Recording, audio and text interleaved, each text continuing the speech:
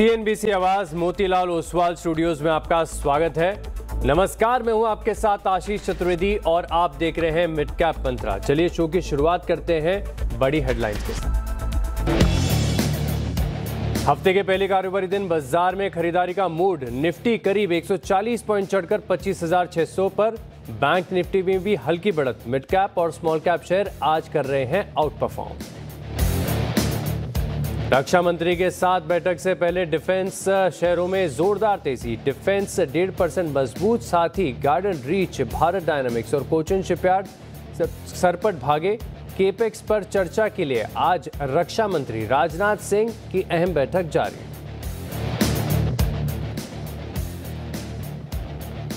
Defence के बाद IT शेयरों में सबसे ज्यादा तेजी। इंडेक्स करीब 2% मजबूत। इन्फोसिस निफ्टी के टॉप गेनर्स में, तो वहीं तेल, गैस, फार्मा और मेटल शेयरों में भी अच्छी रौनक, लेकिन सरकारी बैंक और रियल्टी पर दबाव। दूसरी तिमाही में ग्रोथ घटने से ट्रेंट में तगड़ी मुनाफा वसूली। शेयर 7.5% टूटकर निफ्टी का टॉप लूजर बना। वहीं मजबूत मार्जिन के चलते नाल्को 8% दौड़ा। साथ ही मजबूत रिजल्ट के बाद टोरेंट फार्मा और नायका में जोरदार खरीदारी। चीनी एक्सपोर्ट को मंजूरी मिलने से शुगर शेयर भागे। बलरामपुर चीनी, श्री रेणुका और बजाज हिंदुस्तान दौड़े। सरकार ने 15 लाख टन चीनी एक्सपोर्ट का लिया फैसला। साथ ही मोलासेस पर 50% ड्यूटी भी हुई खत्म। कमजोर लिस्टिंग के बाद लेंसकार्ट में रिकवरी। 402 रुपए के इशू प्राइस के करीब आया स्टॉक। लिस्ट होने के बाद करीब 10% फिसल गया था लेंसकार्ट।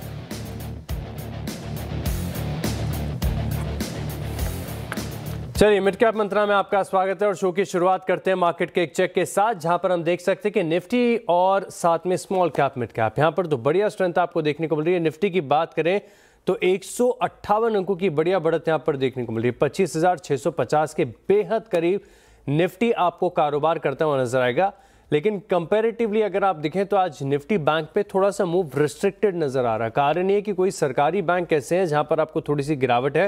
हालांकि निफ्टी बैंक ने भी अगर आप देखें तो एक बढ़िया सा रिबाउंड का प्रयास किया। अब 200 अंकों की बढ़िया बढ़त यहां पर देखने को मिल रही है। आज के मार्केट की खास बात यह है कि जो छोटे स्टॉक्स हैं यानी स्मॉल कैप और मिड कैप है, यहां पर आपको रेजिलियंस और स्ट्रेंथ नजर आएगी। जहां पर आप देख सकते हैं कि ऑलमोस्ट 350 अंकों की बढ़त आपको निफ्टी मिड कैप में नजर आएगी। वहीं स्मॉल कैप की बात करें तो 70 अंकों की बढ़िया बढ़त है। लेकिन हर बार की तरह हम पूरे मार्केट का एक बार जायजा लेते हैं कि पूरे एनएससी में देखें तो कितने शेयरों में खरीदारी है, कितनों में आपको गिरावट नजर आएगी। तो उसके लिहाज से अगर आप देखें तो जो बढ़ने वाले शेयर हैं आज इनकी संख्या ज्यादा है। हालांकि दोनों के बीच में बड़ी रसाकशी चल रही है। 1429 ऐसे हैं जहां पर गिरावट देखने को मिल रही है, 1458 ऐसे हैं जहां पर खरीदारी है। यानी गिरने और बढ़ने वालों में ज्यादा अंतर फिलहाल के लिए आपको नजर नहीं आ रहा है। एक बार समझ भी लेते हैं कि इंडेक्स के कंट्रीब्यूटर्स कौन से हैं। तो निफ्टी के कंट्रीब्यूटर्स लेकर आते हैं। बैंक निफ्टी की तो चर्चा की ज्यादा आवश्यकता नहीं है, लेकिन निफ्टी की बात करें तो यहां पर आप देखें कि ज्यादातर आज आपको जो स्ट्रेंथ है, कंट्रीब्यूशन आपको दिग्गजों से नजर आएगा। यानी रिलायंस ये बढ़िया अकेले 38 अंकों का कंट्रीब्यूशन दे रहा है। इन्फोसिस है, एल&टी लगातार गिरावट के बाद, और एचडीएफसी बैंक यहां पर खरीदारी देखने को मिलेगी। लेकिन गिरावट है एमएनएम में, टाटा कंज्यूमर नीचे है, पावर ग्रिड है, अपोलो हॉस्पिटल जैसे जो स्टॉक्स हैं ये निफ्टी पर फिलहाल बना रहे हैं दबाव। लेकिन ऐसे मार्केट में क्या करना चाहिए, कौन से स्टॉक्स आप रखेंगे रडार पर, और निफ्टी और बैंक निफ्टी के लिए क्या लेवल्स अहम हो सकते हैं, बताने के लिए हमारे साथ हैं प्रूडेंट कॉर्पोरेट के प्रदीप होतचंदानी। प्रदीप जी, शो में स्वागत है आपका। नमस्कार। निफ्टी अगर आप देखें तो बढ़िया स्ट्रेंथ दिखा रहा है, 25,650 के आसपास ट्रेड कर रहा है। बैंक निफ्टी भी ऑलमोस्ट बढ़िया रिकवरी के ट्रेंड पर है। सेटअप कैसा लग रहा है सर मार्केट का? Good afternoon everyone. Rakesh ji, last week की शुरुआत में आपको याद होगा कि हमने एक निफ्टी पे कॉशियस व्यू लिया था और हमारा मानना था कि ये करेक्शन जो शुरू हुआ है वो 34 डीएमए तक एटलीस्ट जा सकता है। फ्राइडे के दिन हमने ये 34 डीएमए का सपोर्ट टेस्ट होते हुए देखा, तो भी प्रिसाइज ये 25,370 के आसपास था। इंट्राडे इसके नीचे जाने के बाद क्लोज इसके ऊपर हुआ, तो हमारे हिसाब से ये जो फ्राइडे का लो है लास्ट वीक का 25318, वो काफी इंपॉर्टेंट सपोर्ट रहेगा बाकी के ट्रेंड के लिए।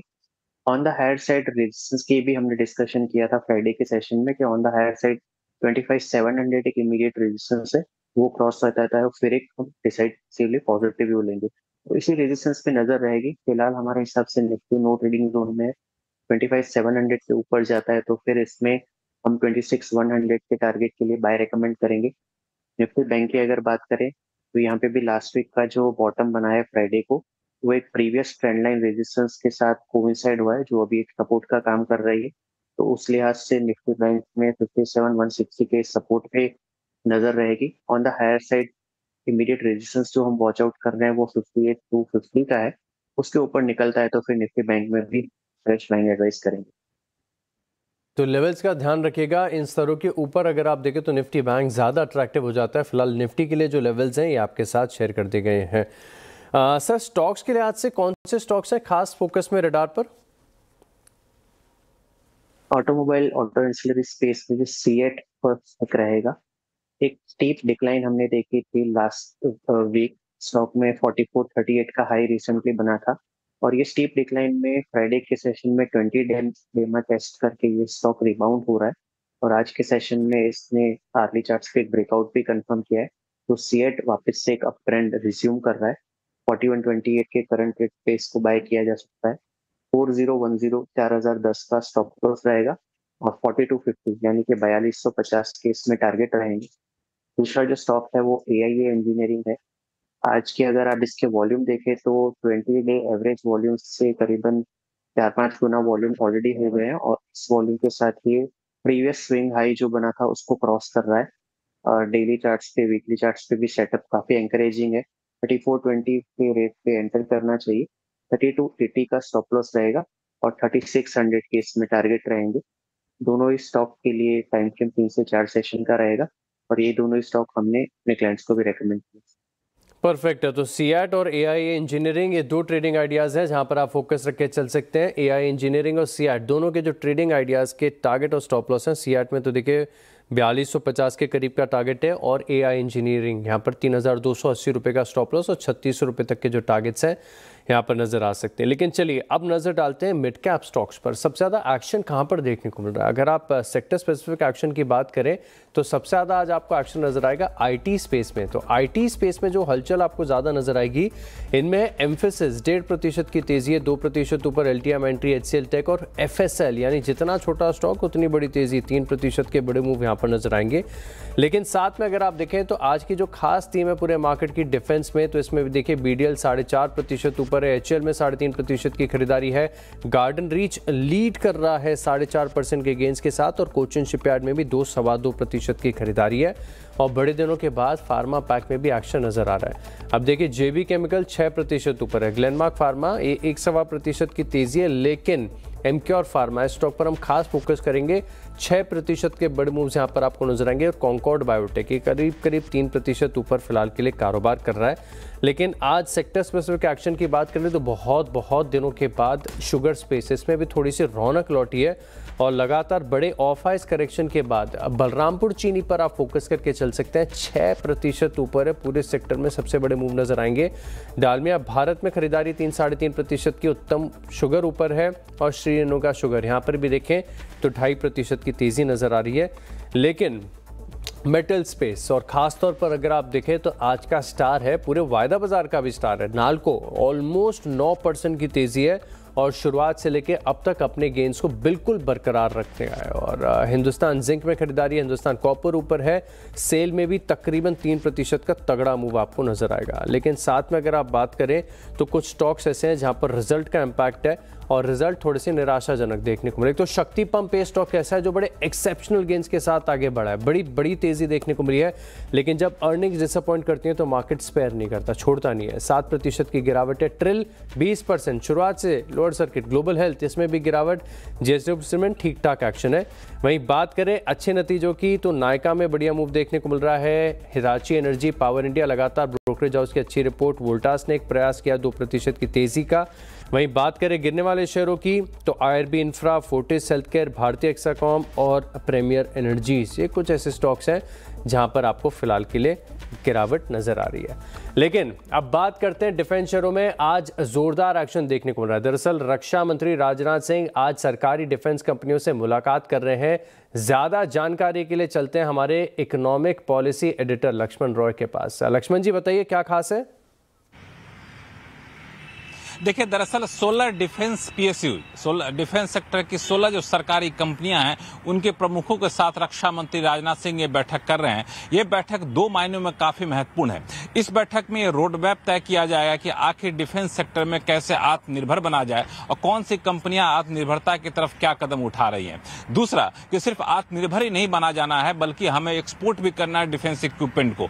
उसके लिए कौन सी कंपनियां क्या यहाँ पे रोड मैप बना रही हैं, और इसके लिए सबसे ज्यादा फोकस 2 चीजों पर है। एक है रिसर्च एंड डेवलपमेंट यानी R&D के ऊपर, दूसरा है कैपिटल एक्सपेंडिचर यानी कैपेक्स के ऊपर। तो इसमें बता दूं कि पूरे कैपेक्स को दोगुना करने का लक्ष्य रखा गया है, और पिछले 10 साल में डिफेंस सेक्टर के PSUs के कैपेक्स को देखूं तो यह है 30,952 करोड़ रुपए। लेकिन अब 10 साल में नहीं, सिर्फ 5 साल में 32,766 करोड़ रुपए कैपेक्स का रोड मैप यहाँ पे तय किया जा रहा है। अब यहाँ पे कौन सी कंपनियां क्या कैपेक्स करेंगी, कैसे आगे बढ़ेंगी, उसका पूरा एक ब्लूप्रिंट इस बैठक में तैयार होने जा रहा है। और इस ब्लूप्रिंट में तैयार होने में सिर्फ डिफेंस सेक्टर की अब तक 3-4 कंपनियां, दिग्गज कंपनियां, HAL जैसी कंपनियां आगे रही हैं, लेकिन अभी हाल में सरकार ने कई सारी डिफेंस सेक्टर की कंपनियों को फॉर्म किया, 7 नई कंपनियां बनाई हैं जो ऑर्डिनेंस एक्ट के तहत, उस पर भी फोकस रहेगा। और उसमें HAL के लिए एक बड़ी खबर ये निकल कर आएगी इस बैठक से कि HAL के लिए R&D मैनुअल को यहाँ पे लॉन्च किया जाएगा इस बैठक में। HAL के R&D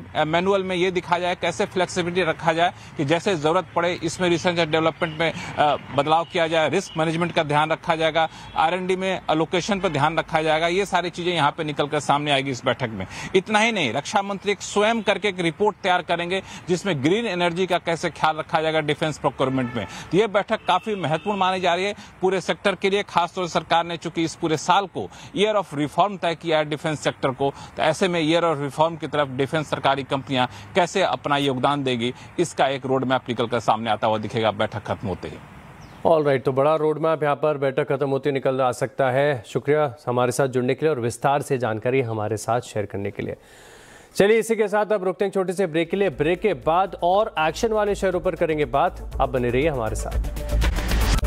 चलिए ब्रेक के बाद आपका स्वागत है और अब बात करते हैं ट्रेंड की। निफ्टी में अगर आप देखें तो स्टॉक ऐसा है जो बड़ा लूजर है, बड़ी गिरावट यहां पर देखने को मिल रही है और इसके पीछे के कारण समझते हैं विस्तार से। दरअसल अगर आप देखें तो इसकी अर्निंग्स यहां पर देखने को मिली थी और अर्निंग्स काफ़ी डिसअपॉइंटिंग है। खासतौर पर अगर आप देखें तो जो टॉप लाइन ग्रोथ यहाँ पर देखने को मिली या फिर रेवेन्यू पर स्क्वायर फीट का आंकड़ा देखें तो बाजार के अनुमान से कम था। साथ में जो ग्रॉस मार्जिन के आंकड़े भी यहाँ पर देखने को मिले, इनमें भी उत्साहजनक नहीं था, लेस देन एस्टिमेट्स यहाँ पर देखने को मिले। लेकिन साथ में खबर ये भी है कि जो स्टार बिजनेस है इसका प्रदर्शन ढीला देखने को मिला और जो ज़ारा इंडिया यहाँ पर देखें तो 94,900 शेयरों को जो है इन्होंने बायबैक में टेंडर किया है और जिसकी जो वैल्यूएशन मिली है वो भी स्ट्रीट के एस्टिमेट्स के बिलो यहाँ पर देखने को मिले।